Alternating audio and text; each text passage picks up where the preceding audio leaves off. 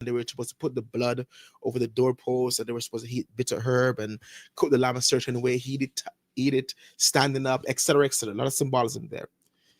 And then they were commanded by God to do this as a memorial, and that when your children ask about this, you should say to them, it's a memorial of when God brought us out of the land of Egypt, out of the house of bondage.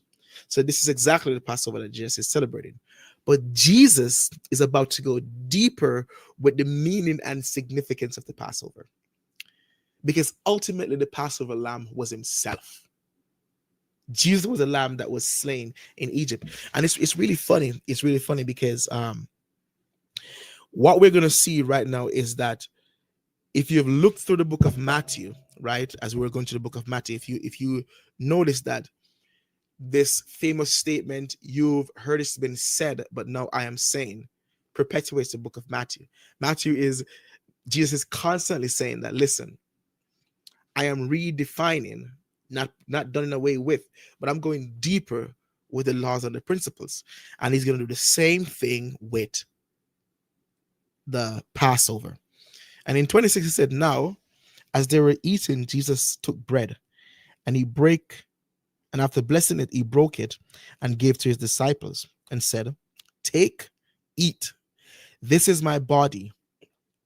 And he took the cup, and when he had given thanks, he gave it to them, saying, drink all of it, all of you, including Judas, interestingly enough. For this is my blood of the covenant, which is poured out for many for the forgiveness of sin. I tell you, I will not drink again of the fruit of the vine until that day when I drink it anew with you in my Father's kingdom. And right here, Jesus redefined the Passover. Now his blood is the blood that is on the doorpost of his people, or in spiritual bondage in Egypt. Now his blood is the blood that covers us from the angel of death that is passing over to slain. Now his blood covers, sanctifies, delivers us from the judgment that is pronounced upon this world. It's because of the blood of Jesus Christ that was shed on Calvary while we are alive this morning and not slain by the angel of death that is passing over the land of Egypt. We're in spiritual Egypt today, and the blood of Jesus Christ is on the doorpost, covering us from the evil one, covering us from Satan and his devices, covering us in Jesus Christ. That is what the meaning of the communion is. And so we do communion. This is what we're doing. This is where we got it from. We're remembering what Jesus did for us, and we're remembering that we're in spiritual Egypt. And then after this, we see Peter's denial, where Peter said that Jesus said that tonight you all will be scattered because of me, because it is written, strike the shepherd and the sheep will scatter. But Peter had this ebullience, and I'm going to do a comparison between Peter and Judas in a second. But Peter was like, you know what, Lord, no matter what, I will not deny you. And Jesus said to Peter, I say to you truly tonight, Peter, that before the cock or before the rooster crows, you will deny me 3 times. Peter didn't get it. And then eventually we moved down, and I'm moving through to the Garden of Gethsemane. And just to prepare us for this now, so we're moving now from Simon's house to the Passover, and now we're in Gethsemane. And all this is happening pretty much in the same span of time. And so Jesus came to this place called Gethsemane, which is in the Aramaic word Gethsemane. Gethsemane is an Aramaic word which means oil press. And it's significant because if you understood how the Jews, olive oil was a very significant thing back then, because it is the oil that would be used in the temple. If you remember, in the holy place, there were 12 candlesticks. 7. I think it was 7. I'm off my game right here. I forgot. But in the temple, you remember 7, because 7 churches, 7 candlesticks, right?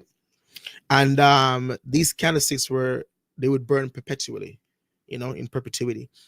And the oil that was inside the lamp was olive oil.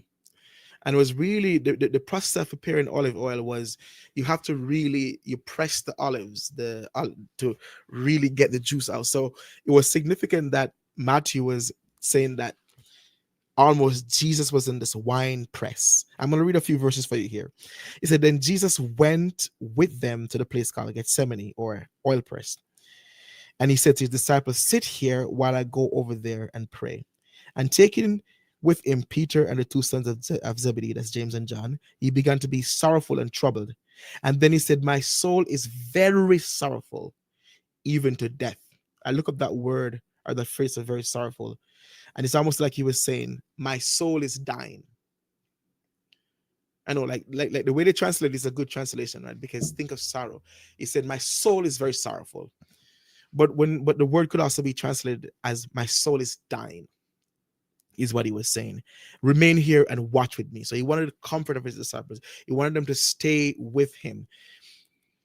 And going a little further, he fell on his face and prayed, saying, my Father, if it's possible, let this cup be passed from me. Nevertheless, not as I will, but as you will. And we see where Jesus did this a couple times, where he's going back and forth to his Father and back to his disciples, and eventually saying to them, sleep on. And it was really interesting because that moment was for Jesus alone to face. That is why Jesus paid it all. The fact that he said, my soul is dying, represent that the entire weight of sin was laid upon him in Gethsemane. Many people believe that the victory was won at Gethsemane. The cross was just, an outward show of what Jesus went through. Significant though, I'm not belittling that. But I'm saying in Gethsemane was where the real struggle happened. And if you really look at the principle of the kingdom of heaven and what Jesus have been teaching, the fact that Gethsemane was a place where the battle was truly won is valid. And it's valid because it was the wrestling of the mind. It was Armageddon. It was right there where Jesus made a decision. Well, he made a decision before time passed, but right there, he was genuinely struggling with drinking the cup. He was genuinely fighting with this decision, and he wanted to let it go. The human side of him wanted to let it go. And when he said the spirit is willing, but the flesh is weak, he wasn't only referring to the disciples. He was always talking about his fleshly human side. It's weak, but his spirit is willing. And eventually we saw where he surrendered to his Father and he drank the cup.